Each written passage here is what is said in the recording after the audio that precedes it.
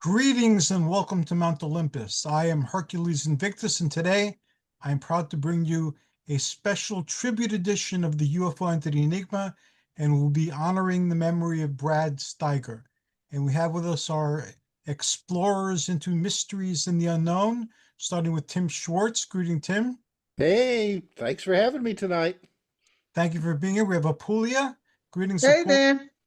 And Apuleia regaled us with lots of tales I'd like to capture on future shows. So thank you, Apuleia. We have Paul Dale Roberts, the one, the only, the inestimable. How are you, sir?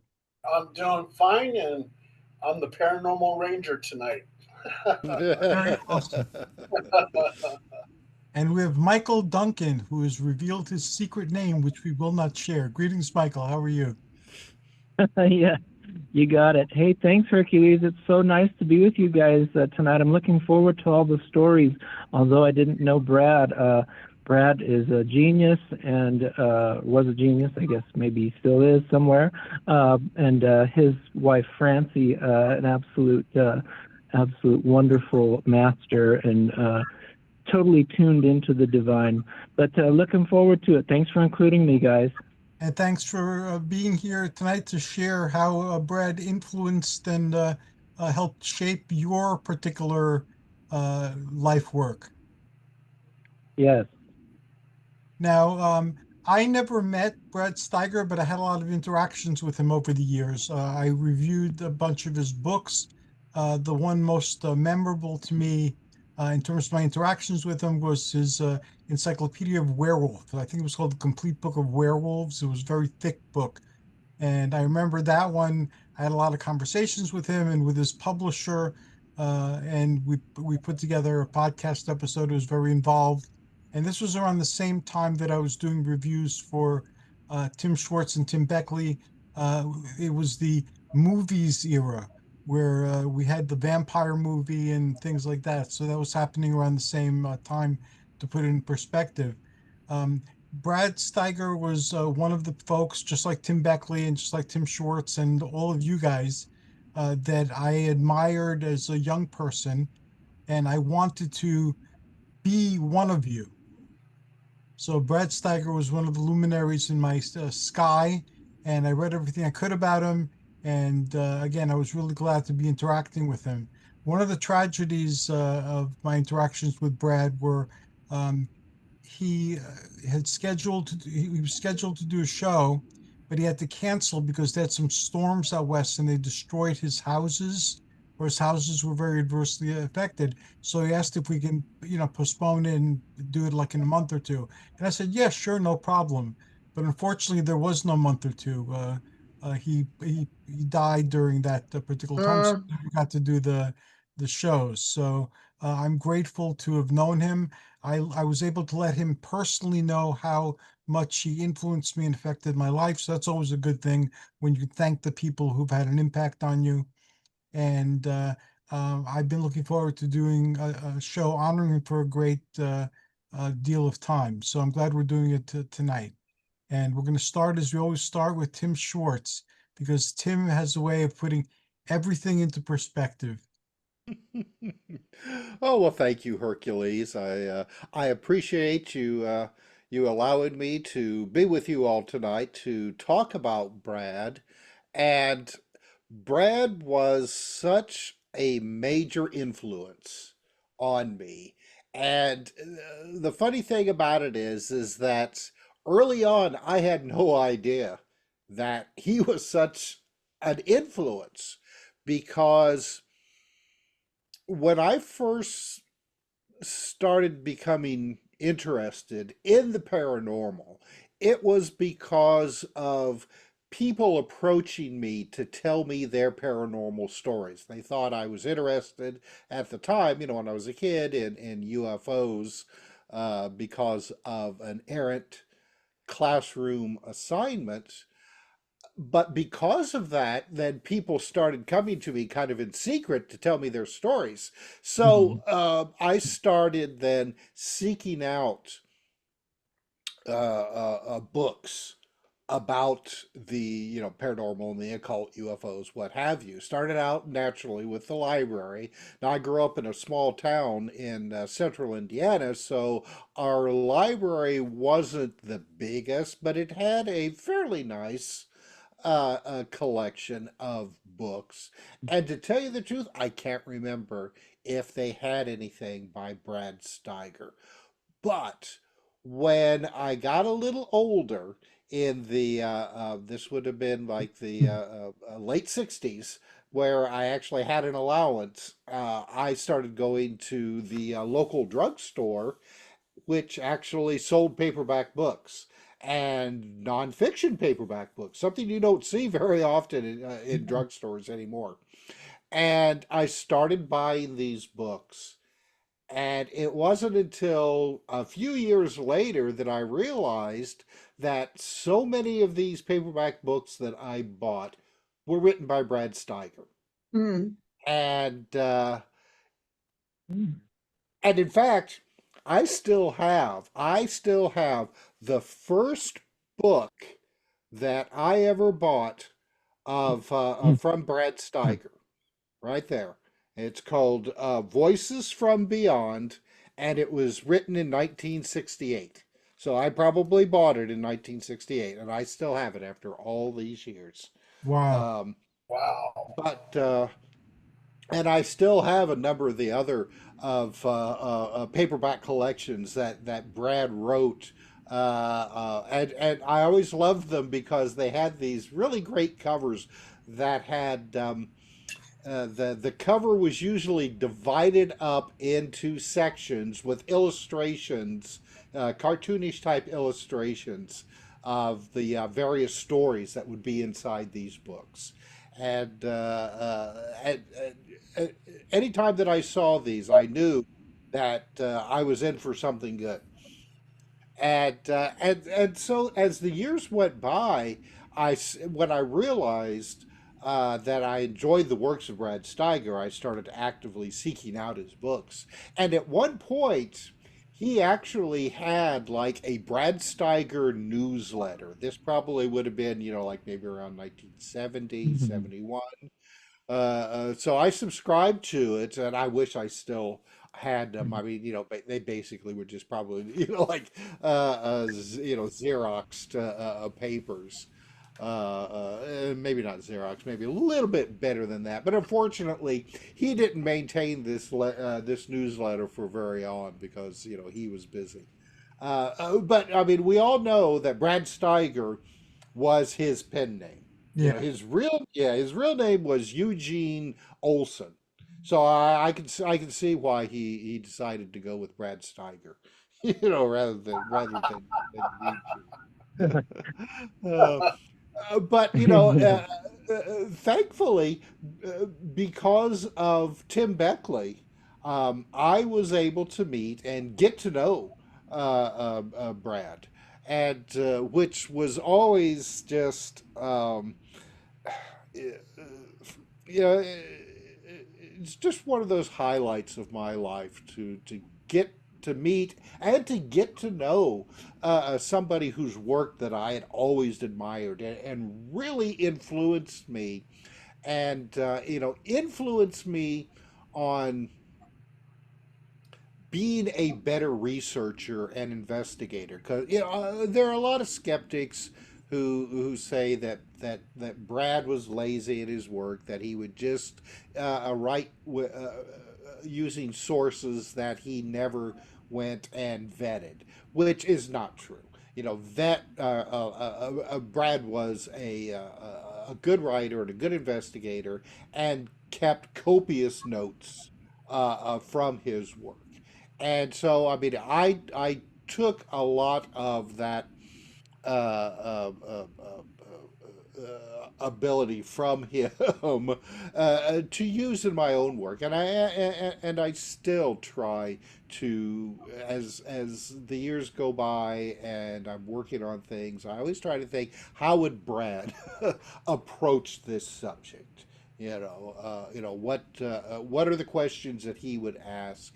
What would be the historical implications of this work because Brad, one of the things that Brad taught me was that current stories are great, but they don't just happen in isolation. There's usually a long history of these type of things. Poltergeist, ghosts, UFOs, even. I mean, UFOs just didn't appear in 1947.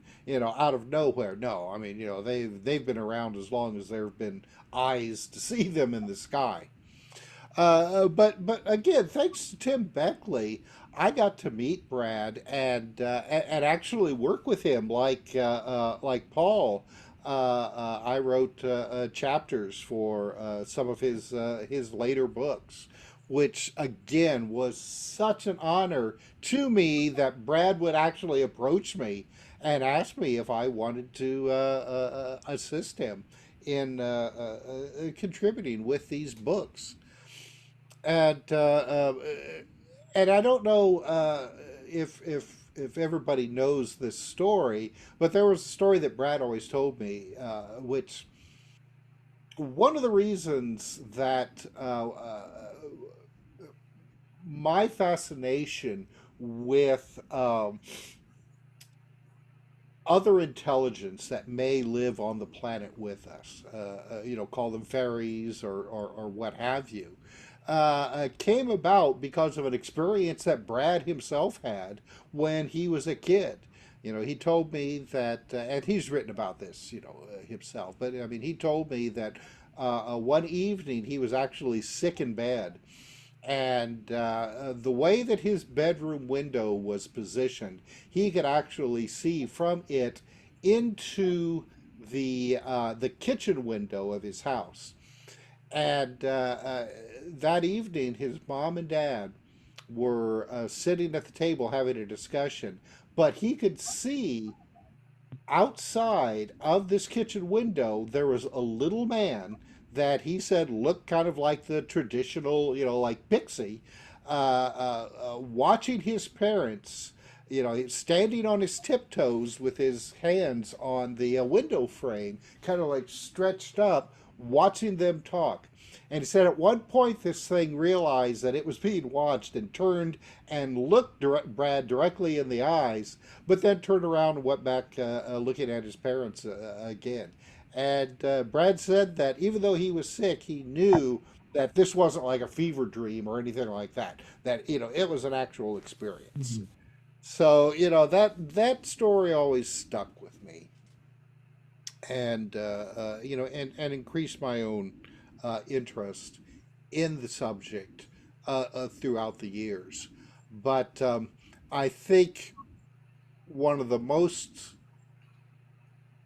fun experiences I ever had is I met Tim, Brad, and Sherry at their house in Iowa one winter, where Tim was going to go up there and visit him anyway, and asked me to come along and to bring my video camera so that they could do a video of all of them visiting various interesting locations around Brad's house. One of them being where, the Great Bopper and now I can't remember his name. Sorry about that, guys. Were killed in the plane crash. Buddy Holly, was it? Buddy Holly, yes, Buddy Buddy Holly. Holly. Yeah, that The Big happened not Bopper. Yeah, that happened not too far from where Brad currently lived at the time, and so we got this footage of them visiting this area, and then all of them singing, not at this location, but at Brad's house, singing Christmas carols of all things. Uh, and then Tim had me edit it, and Tim actually sold this DVD for a while through Global Communications. I can't even remember now what they called it, but that was just so much fun. I mean, it was it was relaxing, and it was just uh, uh, I don't know. I mean, it's just it's one of these points in your life where you just are. enjoying the company that you're with, Tim and Brad and Sherry, and it's just an experience that will always remain with me. And I wish, I probably have that DVD somewhere in my collection, but I have a vast collection, so it is buried somewhere. But again, this is I'm just so happy to see that that we are giving a tribute to Brad, because there are people now uh, uh, uh, who are coming up who have no idea who Brad Steiger is, and he is just somebody who should not be forgotten, and whose work really needs to be embraced for its quality and how vast Brad's work was. I mean, he wrote about anything and everything. I mean, he was a paranormal writer. He wrote a biography about Valentino. I think that was maybe one of his first works that really got him any attention. And that book was actually then made into a movie called Valentino. I don't know how much, if anything, Brad made off of it. Most writers, well, when their books are made into movies, end up not making much off of it. But that's just the kind of guy that he was. I mean, he had all kinds of different interests. It wasn't just UFOs, paranormal experiences, and ghosts. And again, the fact that I got to know him and work with him will always be a major highlight of my life. And I'll stop it here, Hercules, and give somebody else a chance to ramble on. Wow, I want to thank you. And I hadn't realized how much Brad had affected you as well. And I was thinking while you were talking about how much that fits into what I'm trying to do with these podcasts. I want everyone here to be recognized while they're alive, as well as being remembered when they're no longer here. So if there's any way we can do it better than what I'm imagining, I'm open to that, because I feel that all of us should be celebrated for what we do. And if the term invisible college wasn't already taken and overused, I would call what we're doing the invisible college, because we're keeping knowledge of a certain type alive and vital and accessible in different ways by studying it and recording it and sharing what we record, not only with each other, but with the greater public. So I'll let that be something that people think about as well. And I don't think I've shared this, but my own occult background comes in part from a esoteric theosophical group, one of Batsky's groups, and the medium was George Wagner, who wrote the book A Curious Life of Talbot Mundy, and he was the medium that communicated with Rudolph Valentino, and Natasha Rombova was part of his circle. So we live in a small world, and as Apuleia was talking before too, I saw connections to some of the things that she was talking about. So that'd be interesting to explore. So thank you very much, Tim. Thank you, Hercules. And Apuleia, we move on Oh, to hi. tons of stories you're sharing before. Well, I don't have as many stories as Tim did, but I was excited to participate on this panel for the same reasons. One is to remember who Brad Steiger was. He was back in the 1980s. Through all his books, he made paranormal topics available to the general public. This was something that was not easy to find outside of specialty bookstores, at least in New York City. And he was known, whether the books were positive or negative, he was known. I personally did not know him, but I did get a chance to hear him speak on several occasions and even talk to him through Tim Beckley, as was mentioned. Tim knew everybody. Steiger's writing was readable, entertaining. The general public loved it. His books sold well. So I was also amazed when I did a little review of this, of him, just so I would get a better, remind me of who he was, what he did, and why I liked him so much. I found that he wrote over 170 books. Imagine that. Not all on paranormal Paralegal. topics. That's what I do for a living. Um, and and you mentioned the biography on Valentino. He also wrote on Greta Garbo and on Judy Garland. People were interested in what he had to say. So here were books on the paranormal. If you had an interest in it, you might want to see what he had to say. He did some research on it.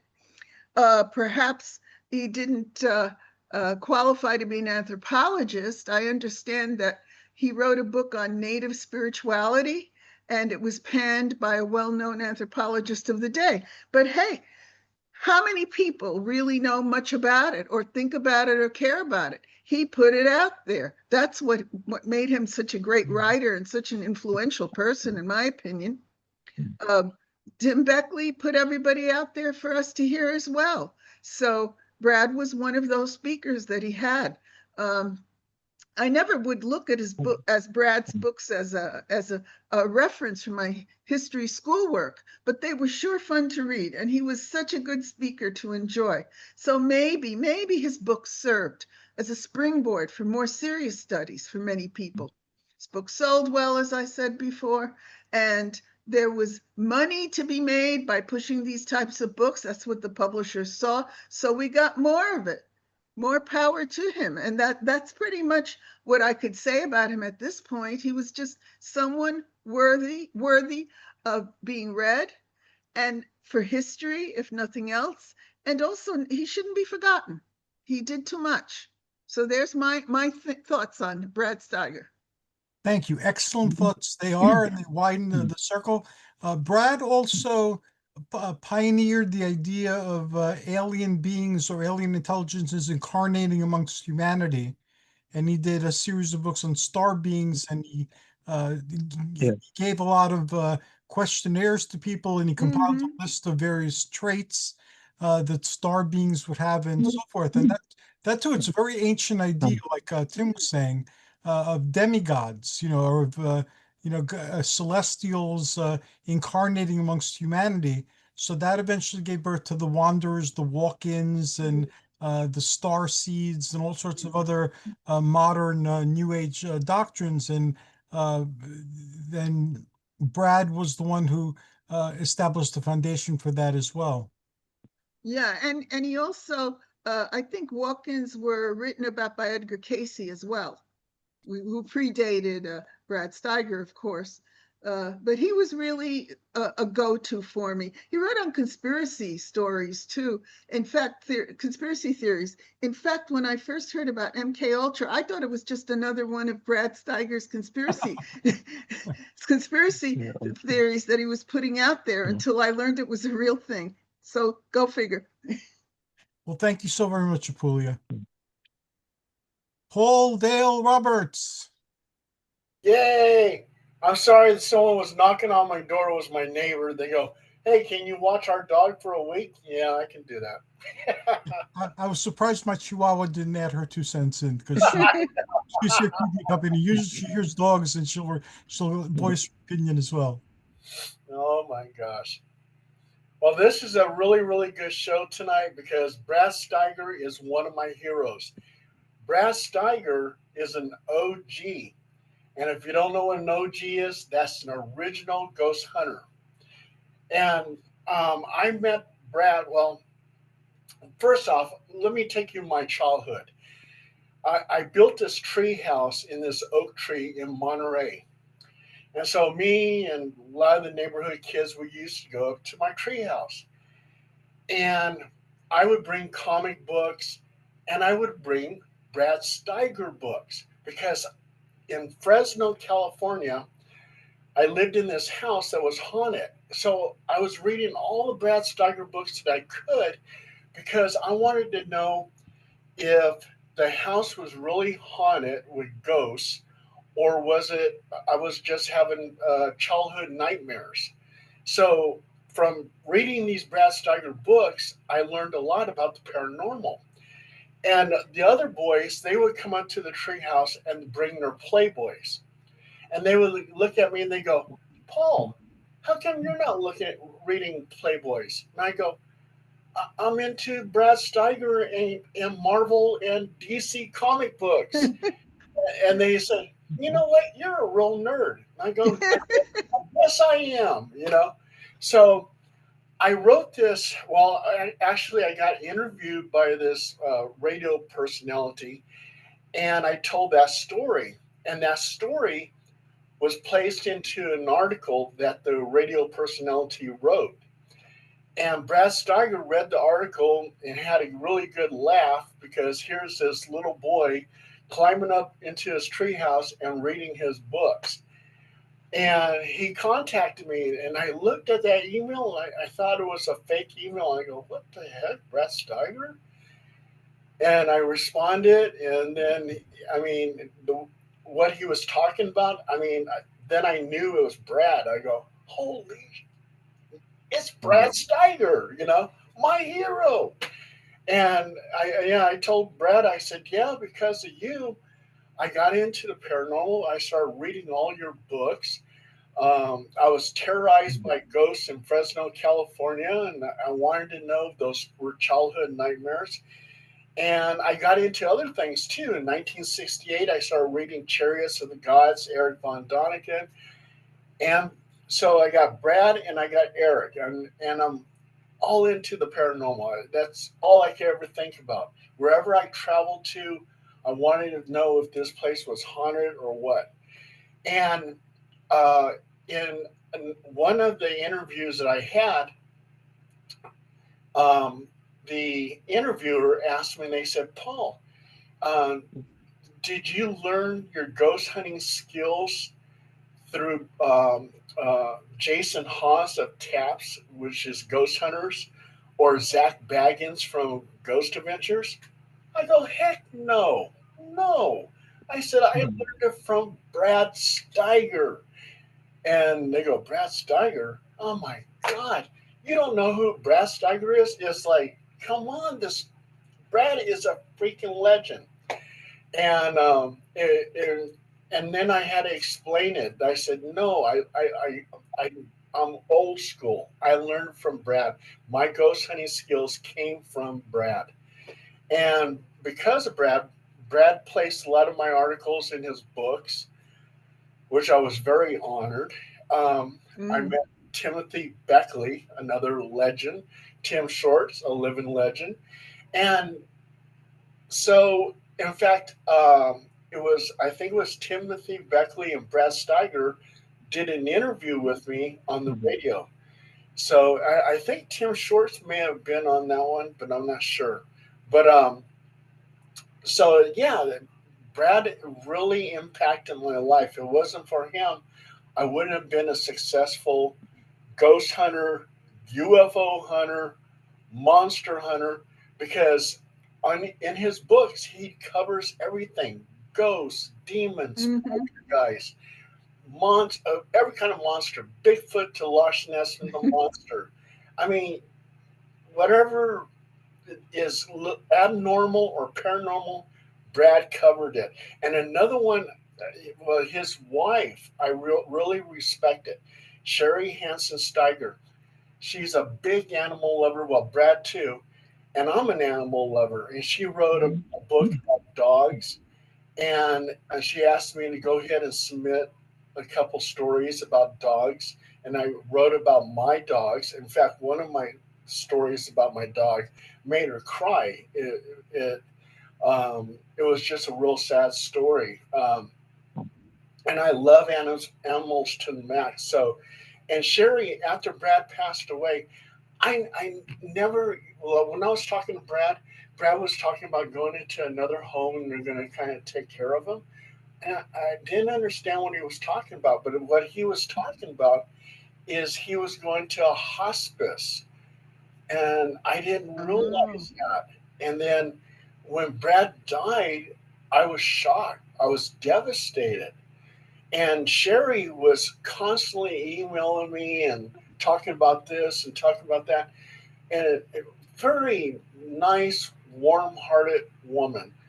And then when she passed away, I was in shock. I was in shock. There was Brad, and then all of a sudden his wife Sherry's gone. And it's just, it was very, very sad. But Brad will always be remembered. I mean, he's written so much. There's so much information about Brad on the internet. He'll be in the cloud forever, So, Mm. um, I love the man, love Sherry, and yeah, because of Brad and Sherry, I got to know the two Tims, Tim Beckley, Tim Shorts, and now I got to know Hercules and the whole crew. So, Brad, I love you. Thank you very much. That's fantastic. And again, the connection between things. How do you guys like the term torchbearers? Mm. I dub you all torchbearers. So Yeah, I like it. we'll start Sounds with good. that. Find something better. I'll find what it's called in ancient Greek, and that might even sound Oh, wow. yes. And how about if we nominate Tim Beckley and Brad Steiger, and then the other people that we honor into our Hall of Heroes? Oh, Oh yeah, yeah. That's nice. sure. And again, if we And come I'll, up with a better I'll term, we'll use a better term. But that's the start. It was I've structured. always looked at you guys as the knights of the round table. Oh, I like that too. One of the pagan people I know did a series of interviews with what she called the pagan elders, people like Margot Adler, Lady Olivia Robertson. What were some of the others? There's other people also that are well known. She did a series of interviews that were supposed to be published and never were. I mean, I could ask her what to do, but this is a person who might is has a whole list of people to, she called them the elders interviews, I guess. And they're important people, and people do forget. They're already forgetting. Tim mentioned it. People don't know who Brad Steiger is. You too, Paul. People don't know who he is, and he's very important. Very Oh yeah, important to We people. have someone here with a publishing company. I'm sure a lot of these books are in the public domain and therefore printable. Tim, is there any way we could become the guardians of this knowledge and make it available to people who and keep it alive?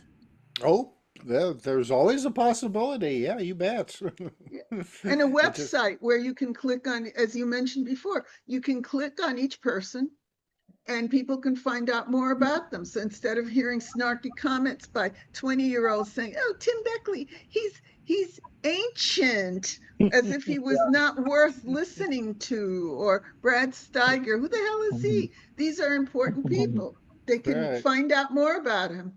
And they The could more on the internet, the better.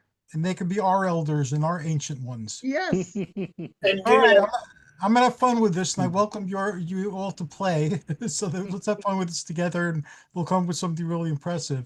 you And know, I'm sorry, Hercules. go ahead. Oh no, I was just going to say that university libraries, they make sure that they immortalize certain authors and everything else. I had a simple comic book newsletter called the People's Comic Book Newsletter, and Bowling Green University Special Collections has the whole shamoo Awesome. of newsletters and stuff. So yeah, you can always immortalize Brad Steiger, whoever you want, Timothy Beckley, at these libraries. Mm. And just again, I'm not suggesting we do this, but it's an idea that actually happened. I have a theurgy show that's once a month, and I've gotten people who are theurgists together, and we discuss theurgical topics. Our conversations led to a Llewellyn book that's coming out in November, I believe, or August. I'm not exactly sure. But that started with our conversations, and it puts together 7 distinct ways of doing theurgy as an introduction and as a guidebook to people who might never have heard of theurgy. And we could do something similar with the show, with the topics that we're discussing. We could record it, and we could make sure that that has more permanent form than what we're keeping on the internet. Anyway, this is a conversation for off the air, so I'll just I'll proceed with today's topic. And but these are all things that I'm feeling very strongly we can think about and maybe try to do some of them. And now we go to Michael Duncan. Hello, everybody. Hi. Hi. Hi. It's so nice to be with you guys. I'd like to also put in a name for this project that you're talking about, William Blessing, Okay. who with the help of others wrote the Outer Space and Inner Earth People. Mm-hmm. And that's I'd like to put Tim Beckley's publishing house, if I remember correctly. Yes, it is. Yeah, I have a copy of it, and he was actually the mentor of my wife when she was a young child. Her grandfather was friends with William Blessing, and her dad was friends with William Blessing. They moved to Denver, Colorado when she was young and met up with the Blessings, who became really, really good friends. And it helped to shape her from age 5 on, shape her spiritual path. And he's got a book. He's got a book that he wrote, and I have a copy of it. It's called Votsa, V-O-T-S-A. It's Voice of the Seventh Angel. And it kind of encapsulates everything that he believed in. He interpreted the Bible a lot, but also talked about UFOs and inner Earth people and outer space people. So I wanted to put that in there. I don't want to take too much time, guys, but I did want to ask a question, Hercules, of you, and maybe others might know. Did Brad Steiger did he coin the term star people? Those actual words? I don't know positively, but Paul seems to know, so we'll put it to Paul the question. Oh, you're muted, Paul. Does anybody know the answer to that question? I know he introduced the concept and he popularized the concept, but I don't know if he actually came up with the term or not. Oh, okay. Yeah, absolutely. Brad Steiger coined the term star people. In fact, that information was at one time on his Wikipedia. But talking to Brad Steiger, he told me personally that he did coin that term. Oh, And also, too, one of my psychics, Wishfire, she's a star people, and she's very young, but yet she knew what star people was, and I said, "Oh my God, that's Brad Steiger. He came up with that." And she knew all about it, and I was very proud. Yay, you know about it. But and she's proven herself because she was a UFO abductee. hey, thank you. Anyone else want to Yeah. to that? No? Okay. Okay. Well, I'm sorry that the Brinkerhoffs couldn't come on tonight. I was kind of in their camp at the beginning because, to tell you the truth, before 2 days ago, I didn't know who Brad Steiger was. But Hercules, you've opened up so many new avenues of study for me. Like we had that show on the Pleiadians, and that just opened up so much. Because star people and star seeds and all that. But this opened up a lot for me too. What I did, Hercules, was last night I watched a YouTube video of Brad Steiger and Francie. Well, Francie comes on a little bit later, but it's a really great video from the early 80s, and his hair looks really cool. I mean, he's got a cool haircut. I don't know if you guys have seen that one, but it's a pretty cool haircut. But the interview he did with Francie was wonderful. I really, really enjoyed it. They talked about star people and star seeds, and it really I don't want to take too much time because you guys have a lot of stories and stuff, but what she was talking about and he was talking about regarding the star people and star seeds reminded me a lot of the Urantia book, because the way I present my ministry is through the Urantia book, which was published in 1955. But the Urantia book itself professes to have been written by star people, Melchizedek's, archangels, mighty messengers, brilliant evening stars. So I really enjoyed that talk because it really jives with everything that I try to present with the Urantia book. So, and then of course the Urantia book is called the fifth epical revelation. First epical revelation from star people would have been Caligastia, the planetary prince who came 500,000 years ago, according to the Urantia book, to uplift humanity, to improve or enhance civilization at that time. Second epical revelation would have been Adam and Eve, one of the Adams and Eves, that came about in 35,914 BC to, biologically uplift the race. I guess the Earth was ready at that time, according to the Urantia book. The third epical revelation would have been an entity known as Machiventa Melchizedek, who would work with Abraham to enhance our religious experience. Fourth epical revelation would be the local universe father, also known as Zeus, who would incarnate as Jesus 2,000 years ago. And then, according to the Urantia book itself, is the fifth epical revelation, helping us to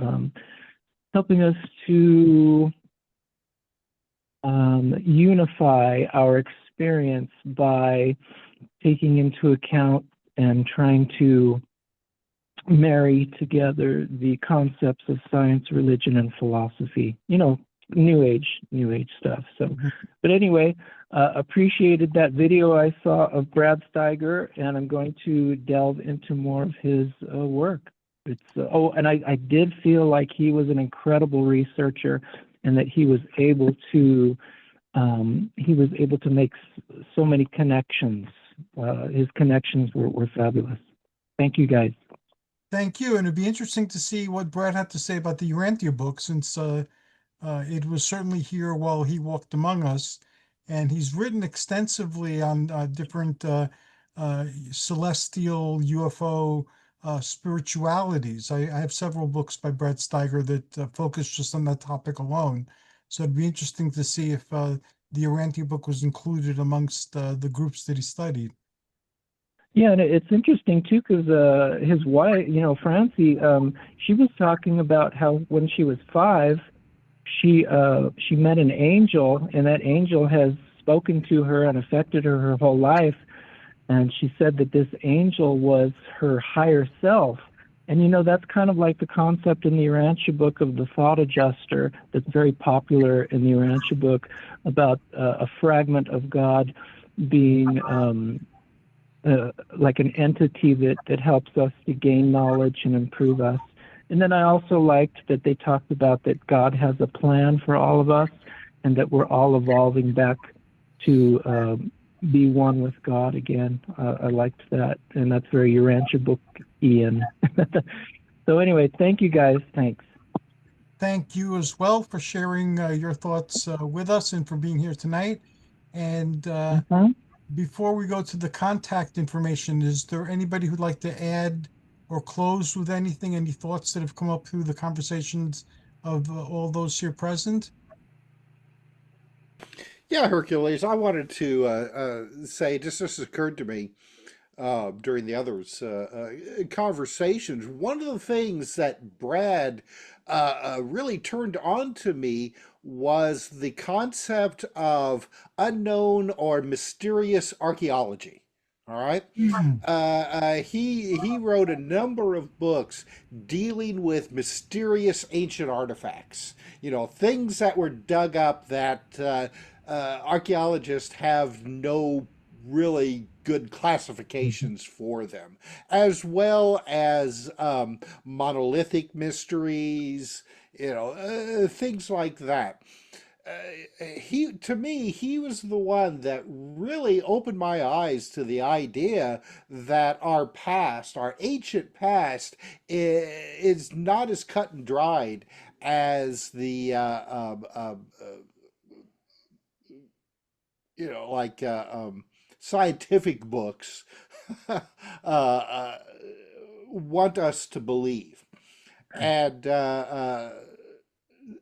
Brad wrote a lot about Atlantis and ancient civilizations and things like that. And at the time, I guess I'd always thought that those were just fairy tales or mythologies that had passed down. But Brad, I mean, he went through a lot of trouble to uncover a lot of these ancient mysteries that even today still don't have any proper classifications or identifications. And while he wasn't the first to suggest that we may not be the first technological society on this planet, when I was a kid, he was probably one of the first that brought that subject out to popular types of books, these Mm-hmm. paperback Mm-hmm. books that a lot of us, were reading. And, and at the time, those kind of ideas really would just get stomped on and torn apart, by the, college professors and Right. stuff who never themselves really took the trouble to analyze the evidence like Brad did. I mean, they stuck with the status quo, while Brad was not afraid to ruffle the feathers, so to speak. It's like, well, these societies weren't supposed to have, say, like iron tools to be able to carve these rocks out. Yet there's really good evidence that these rocks were carved out with iron tools. The tools have never been found, but there are the markings on the rocks to show that something a lot harder than copper or bronze, was being used. So it's stuff like that that Brad was really so good at, opening the eyes of young readers to not be afraid to examine these mysteries that are presented to us every day. And that's, to me, that's what makes life so much fun. Is are these mysteries, and Brad, I think, was really responsible for bringing these concepts Yeah. to me and other people, including Paul and Paul and everyone else on tonight's panel.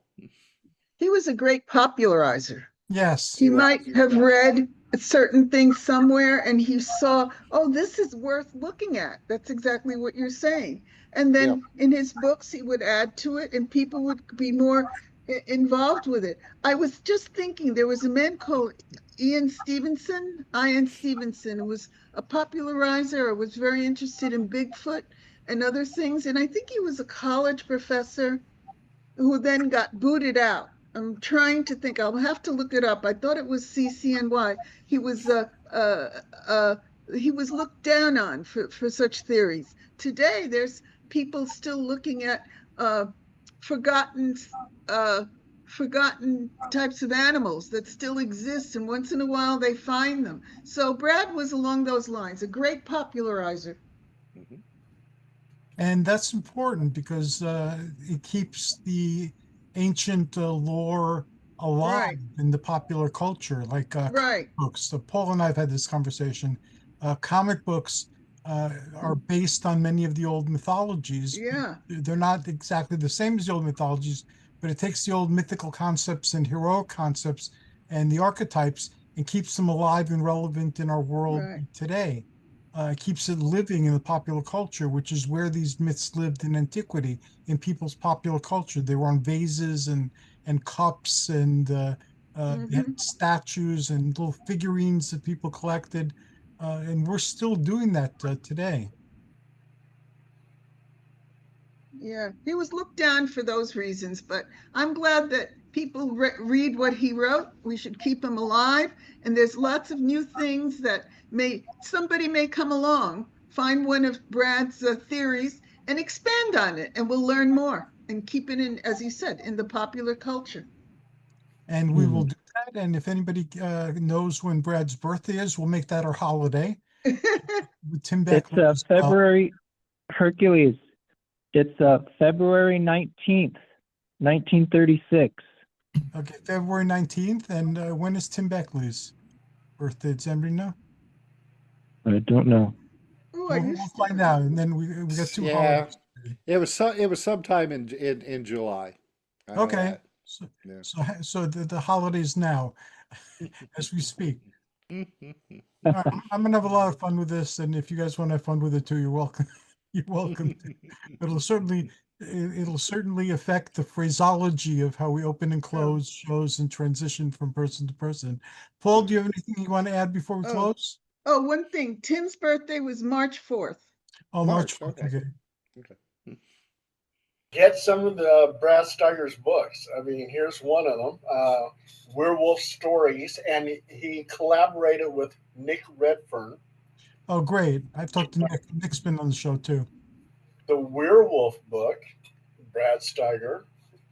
That's the one I reviewed and had lots of lovely conversations with him and his Oh yeah, publisher. Real Vampires.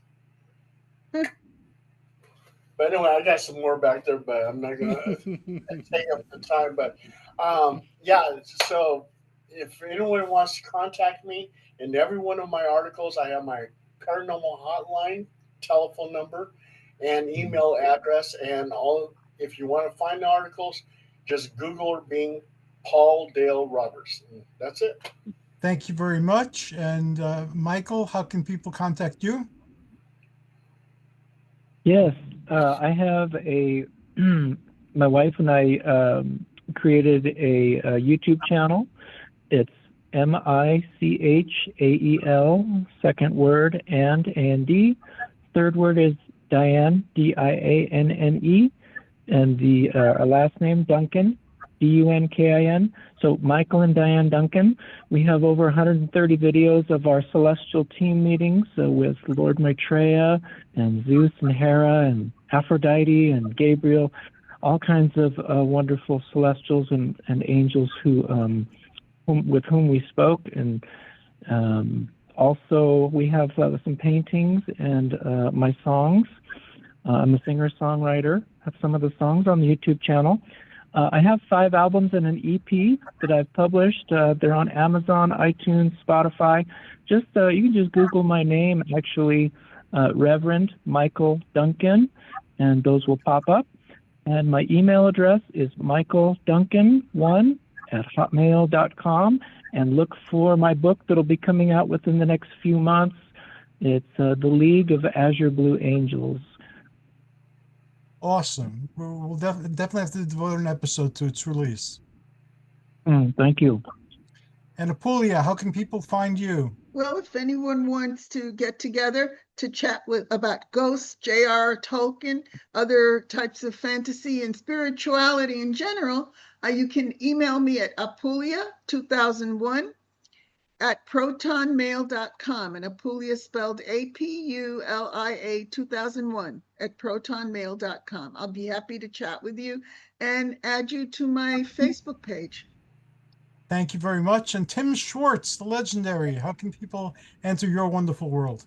Oh, sure. Well, you can find all of my books. Probably the best way would be on Amazon.com. Just type in my name, Tim R. Swartz, and they'll all come tumbling out for your reading pleasure, both print and ebooks.